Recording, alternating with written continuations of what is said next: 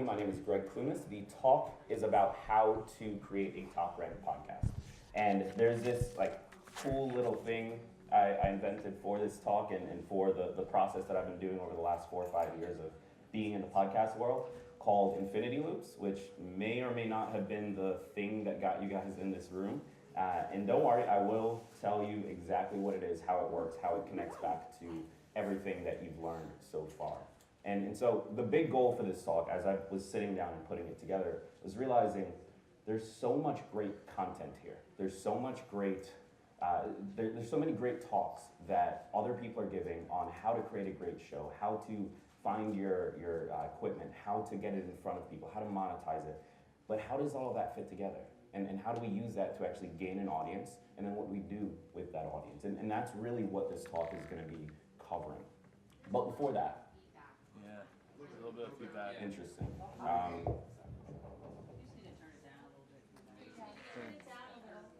Yeah, can you guys turn the, Alright,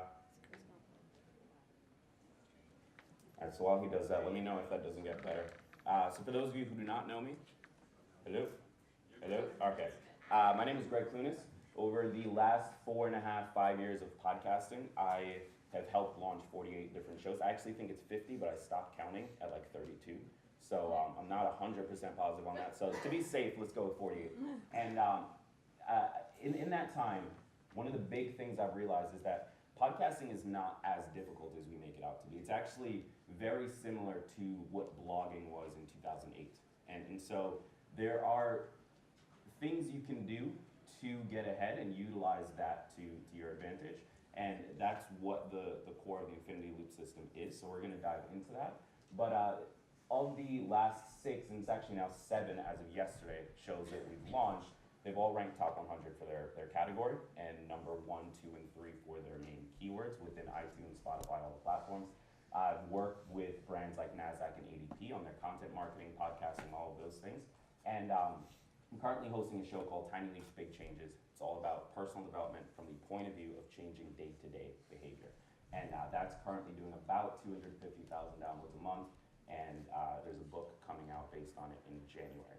And I say all of that to qualify that over the last 4 years, 5 years, I've created a very simple, straightforward process to launch shows or grow existing shows that perform.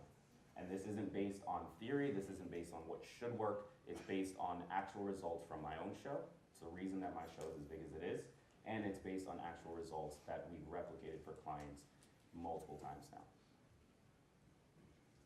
And so what is this session going to include? First, we're going to tackle a few misconceptions. When I say the words rank top 100 or rank number 1, a lot of thoughts come into your head as to what that means. And unfortunately, many of them are probably wrong. So we're going to tackle that first. After that, we're going to talk about how you actually rank in 2018. What are the very simple 2 factors that go into ranking? After that, we're going to dive into what the Infinity Loop is and how it relates back to those 2 simple things about how to rank. Finally, we're going to go into the 3 elements of connection, and then we're going to talk about how to get started, even if you haven't launched a show yet, or how to start now if you have a show, if you're trying to get it in front of more people. And then afterwards, and this is my favorite part, what do you actually do with the attention? Because if you follow this process, you will start to gain more attention. You may not blow up, you may not go viral, but you will gain more attention. So what do you do with that to keep it moving forward and to keep yourself going? Few misconceptions. Number 1, being ranked top 100 does not mean thousands of downloads. It just doesn't. You're still competing with so many shows across so many charts. And so being ranked top 100 does not immediately equal thousands of downloads. It does not immediately equal thousands of subscribers. And it does not immediately equal really anything, because you can drop off the charts within 4 hours, which is roughly how quickly they refresh. Number 2, thousands of downloads does not equal going full-time on your podcast. And so many of you are here because you love podcasting, you want it to be the thing you do, and you're trying to figure out, well, if I just get enough audience, then maybe I can sell some products, I can get sponsorships, whatever it is. That's not always the case. And unless you're doing super large numbers, sponsorships is probably not going to be the way that you go full-time on it. And then number 3, being ranked does not mean you'll stay in the charts. So as I mentioned before, they roughly refresh every 4 hours. and you can be off it within the next 4 hours. So you can rank number one and then disappear within 4 hours. And so being ranked does not mean you're going to stay there. It does not mean momentum is on your side. All it means is that for that moment in time, you are ranked. And so what is the point? Why would you pursue rankings if it doesn't mean any of the things that we want? Well, if you want to grow a podcast, the number one thing you need is discovery. You need people who do not currently know about you to find your show and to listen to it. That's it. That is the number one thing. Forget great content, forget great artwork, forget all of that for right now. You need discovery. Being ranked will get you discovery. Now, from there, great content, artwork, all of those things contribute to whether or not you stay ranked, whether or not that translates to more downloads, whether or not that translates to subscribers. But being ranked on its own doesn't do it for you, and great artwork alone, or great content alone, doesn't do it for you. And so how do you rank in iTunes in 2018? This is a really serendipitous screenshot. So I grabbed this last night at 9 p.m. This is the top 100 charts for the self-help category. And each of these shows that has an arrow to it. So Tiny Leaps is my weekly parody. My friend and client Heather Parody relaunched on Monday and is debuting number 50. New Mindset Who Dis we launched a few months ago. And Motivation Movement is the strangest one to me because we launched it 3 years ago and he hasn't published anything new, but he's still there for some reason. And so as I was going through, it just dawned on me, oh, this is why it's working. Because if you have 4 different shows all ranking in the top, let's say 75, top 100, at the same time, especially one that you have not published to for the last 3 years, obviously there is something replicatable here. There's something that we can use. And what that is a very basic formula. So iTunes cares about 2 things. New subscribers gained, which you may know, and they care about concentration of time. And so if you were to work that out into a formula, it looks like this. Large number of new subscribers plus short window of time equals high rankings. It's that simple. Right now, that will change eventually. But right now, it is that simple. Large number of new subscribers plus concentration of time equals high rankings. And how that's going to work out is across different charts, that number of new subscribers and that window of time needs to be higher or lower. So health is a little bit easier to rank in than business is. Business is a little bit easier than comedy is. Society and culture is a little bit easier than all of the 3 that I just mentioned. But based on the popularity of the category, the number of shows in it, the number of people gaining new subscribers, and all of these different factors, they determine where are you going to rank based on these 2 main things. So, large number of new subscribers plus short window of time equals high rankings. And now you might be saying, Greg, that's amazing, that's awesome. But how the heck do I actually do that? How do I get a large number of subscribers in a short window of time? That is the part we struggle with. And my answer to that is, it's the infinity loop. That's what this is about. So let's put a definition to that. It's a simple system for content creation that prioritizes attracting new consumers and getting them to share your content with at least one other person via word of mouth or social media. So what we're talking about here is really how do you create some degree of virality. So if the absolute ideal is 1 person shares to 2 and 2 shares to 4 and 4 shares to 8, that's the extreme. How do we go back from there and do the version of that we can? And so how can every single listener that we gain turn into at least one other listener, or on average, one other listener? Again, how the heck do you do that? Well, first we have to start with a different question. What is winning the click? So each of you who currently have a podcast are getting a lot more people seeing it than you realize. There are probably hundreds, if not thousands, of people scrolling past your show every single day. You just don't see those numbers because you're not actually getting the click. And so how do you win more of the click? Well, you need to look at your artwork.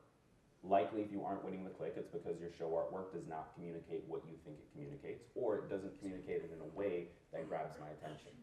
And so what I tend to tell clients is to focus primarily on having bright backgrounds that go against the other shows in your category. So there's no rule of thumb with this. You need to look through the category that you're trying to rank in, see what other shows are doing. If it skews blue, go red. If it skews red, go blue. Whatever the alternative to their thing is, do that. You need to prioritize large text for the name of your show, because the name of the show communicates. Your picture does not communicate. Nothing else that you're going to put on it, unless it's an illustration that complements the name of the show, nothing else will communicate what the show is about to the person who's viewing it. And that's the job of the artwork, is grab my attention and tell me, why should I care? Your show name doesn't resonate. And so there's two schools of thought here. There is the school of thought that says, hey, I want to brand myself, and so I'm going to name it the Gregg Clunis Experience. And that's a good route to go, but it's going to grow slower. Because right now, Gregg Clunis doesn't mean anything. And so when somebody sees it, it means nothing to them. They have no reason to care, and therefore they don't click. And so if I'm going to go that route, I need to have an alternative plan for getting it in front of people and making Gregg Clunis mean something. The other side is go descriptive. Go with a name that means something and tells them what it's about. And so this is what I did with Tiny Leaps, Big Changes. It's a very clear name that communicates to some degree what you're going to get. It's personal development. Everyone can probably guess that. Now, the actual specifics of it you can get from the description and the show, the episode titles, and so on and so forth. But you understand what you're getting when you see that title. And so your show name is something you really need to consider as far as the route that you take with it.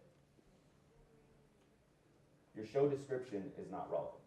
And so a lot of people end up ignoring show descriptions because you find out in some of these other talks that it doesn't apply to rankings. And if you didn't know that, Bubbles Burst does not apply to rankings. But the show description does still have its role. So when somebody finds your artwork and they see the name, they say, oh wow, I'm interested in this. They click in. One of the first things they might do is read the description. If that doesn't then tell them, why should I care, and keep answering that question, they're going to click away. They're going to find a different show who tells them that. And so if your show description is not relevant to what your listener or potential listener is looking for, it's not going to work. Don't go with what you think it should be, go with what they want it to be. Your episode titles aren't working. This one is probably the second biggest aspect. So as people are scrolling through, they're trying to make a decision, do I care about this show or not? The description can sometimes give them that, but oftentimes they skip the description altogether. They're just looking at content. And so if your episode titles do not communicate what they're going to get in that episode, they're not going to click, or they're going to click away altogether. And once they click away, in their mind, your show is not for them. So no changes you do is going to get them back in. It's going to take a whole lot of effort to do that. So you want to win that the first time through. And the summation is that your presentation of the show is off. You think it should be one thing, but the people that are seeing it want it to be something else. Now you have to find the balance between the show you want to create and the show the audience wants to hear. But that is part of being a podcaster and content creator as a whole. That is the challenge. It's finding that balance between, I want to create something that is true to me, that I love and am passionate about, but the audience also needs has a need that needs to be filled. And so you need to figure out, how do you do that at the same time? And so how does the click actually happen? Well, as I sort of teased that before, step one, user scrolls through their feed. They're just sort of going through whatever app they're on. Step two, the artwork catches their attention. Now they're thinking, oh, this is interesting. It causes them to stop scrolling. Step three, show name tells them why they should care. And if the artwork does not prioritize the show name, and by that I mean 75% of it should be the show title rather than your icon or photo or anything like that, you can still have those things on. But if you look at even Pat Flynn's Smart Passive Income, he has himself on it. It's in the bottom corner because the show name is what matters. Step three, user clicks into show because the show name convinced them this is interesting. Step five, one of two things happen. Either they read the description and then go down into the episode titles, or they skip the description altogether and just go straight to episode titles. And whichever path they take, you need to be optimized to sell them. And so before you can do anything else, before any of the stuff we're about to get into, you need to be able to win the click. Otherwise, any attention you gain will do nothing for you. People will find it and scroll past. And that's ultimately not what we want. Otherwise, why are you working so hard? I'm going to pause here because I see some photos being taken, which I appreciate. So then the second big question we have to ask is, why do people share content? If the end goal is we want every person who finds the content to share it with at least one other person, why do they share in the first place? One of the best definitions I like comes from geektime.com, and it's people share when they feel a connection. One of the more common reasons behind why people share is that they feel some sort of emotional connection to the content. So we need to create connection. That is the end goal, so that it leads to more people sharing it with the people around them. So the next question becomes, how do you create connection? And what I've found to be the three most controllable elements, there are many more, but the three most controllable elements for most people are these three: it's content, community, and accessibility. Now, when you go content, and I'm going to get into this in a second here. So when you go content, you can create content so good that it just blows up. You don't have to do any of the other stuff. It just goes viral on its own. And Serial is the best example of this. I remember I was working full-time in my first marketing job right after college, and I just got into podcasting. Then Serial drops, and all of a sudden the conversation at work around the water cooler in the kitchen was Serial. And my thought was, how is this dinky little podcast thing that I do in my living room a point of conversation at my job? That didn't make sense. But it's because it went viral. The content was so good that it just blew up. Unfortunately, that's really hard for most people to do. So we're not going to tackle that one. You want to create the content that serves your audience, that is relevant to the people you're trying to reach, but don't worry about whether or not the content itself goes viral, because that's not the only thing that creates connection. So in community, this is super controllable, because as long as your content is decent, you can create such a strong sense of community that people want to share it. People feel connected because they feel connected to the community. You become the cultural touching point that allows them to connect with all the other people that they have met in your group, or met at meetups, or met at events. And Podcast Movement's actually a really great example of this. I've spoken to so many people in the last 2 days who told me that they actually don't even care that much about the sessions. They're just here to meet people that they've known for years. Community is a strong driver that creates that connection, and it's what allows things to build nowadays, because there's so much content out there. You can argue that you don't have to create content at all. You really just need to focus on the community side of it, because there's not as much of that, and there's a whole lot of content. So if you can focus on building a strong community into your process and making it a priority, you're going to have a really good time of getting people to share the content that you are creating and allowing it to go to some degree of viral. And finally, accessibility. And this is one that I haven't seen very many people talk about, but I am adamant that it is probably the number one or number two reason that my show did as well as it did. And so there are 550,000 podcasts out there. 550,000. This is as of April of this year. That number is going to cross 1 million really soon, real fast. And so how many of those, what percentage of those shows are willing to jump on the phone with their listeners? I'm guessing not many. Now let me ask you guys a question, and I want some engagement here. Who here has a favorite musician? Just give me a raise of hand. All right, who's your favorite artist? Ryan Fallon. All right, how would you feel if you could jump on the phone with him? Terrified. Probably, but would it be cool? It It would be awesome, right? So my favorite comedian late night host is Stephen Colbert, and this was actually largely what I was thinking when I did this. If I had the chance to talk to him for 10 minutes, I would lose my mind. But I would be a fan for life, 100% fan for life. And so that's what you can create for your listeners. Now, I'm no Stephen Colbert. I'm not at that level, but I do have people who listen, no matter what the number is, that are interested in me. That's why they're listening, and they would like to connect with me. And if I can create that connection for them, if I can be accessible to them, that's going to allow them to feel like, oh, this person cares. This isn't just a podcaster that I found online. This is a real person who's going through real things, and they care. And that allows you to create connection, which then makes it much easier for you to be top of mind when they're at the gym listening and their friend says, oh, what are you listening to? So how does this all work together? First, create the most relevant content you can for the person you want to serve. This is, you cannot avoid it. good content matters. So how do you create that relevant content? I like to use the term relevant over good or quality, because those things are subjective. Like, good content is in the mind of the beholder. Many of my episodes that I thought were absolute trash turned out to be fan favorites for some reason. I have no idea why. Maybe I just have terrible taste, but the episodes I hated ended up being favorites. The episode I loved ended up being hated. I don't understand it. And so instead of trying to create good content, why not just create relevant content? Why not figure out who your audience is, who that avatar is, a term I'm sure you've heard a million times by now, and create content that solves their problem. 2, choose a single method of building a central community for your show. Now, personally, I am a fan of Facebook groups.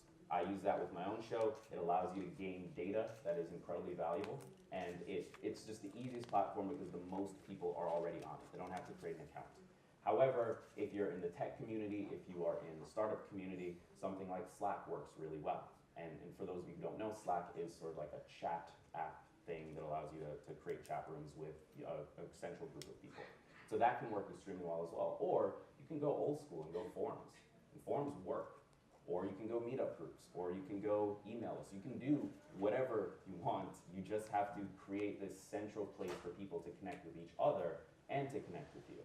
And that's going to allow them to start feeling that sense of connection with the stuff that they are listening to and the community that you've built. 3, determine your method and degree of accessibility. Now, you don't have to get on the phone with people. Like, if you don't want to do that, don't do it. That is to the extreme. But from there, if we know that that's the extreme, how can we scale it back to something we're comfortable with? Can you do Facebook private messages with them? Can you do Instagram DMs with them and control when you respond and block that off? Can you give them your email? Can you give them your phone number and have them text you? Like, whatever degree of accessibility you are comfortable with, pick that and make it a part of your plan. I cannot drive this point home enough. It is, by and large, the #1 thing I did. I launched my show January 2016. In February, I carved out an hour of every single day where listeners could just schedule 15 minutes with me. And 1, it gave me so much information about who these people were that showed up and allowed me to modify who my avatar was from what I thought they should be to who they actually were. But 2, many of the people I spoke to on the phone, it was casual conversations. I wasn't selling anything. I didn't have a pitch for them. It was purely whatever they wanted to talk about. They are now super fans and have been responsible for driving thousands of people into the top of that discovery funnel. So determine your degree of accessibility, the thing you are comfortable with, and own it. Do it do it before you create your content. Like, start it immediately. 4, spend time on your show name, artwork, description, and titles to ensure that all the attention you get actually does something for you.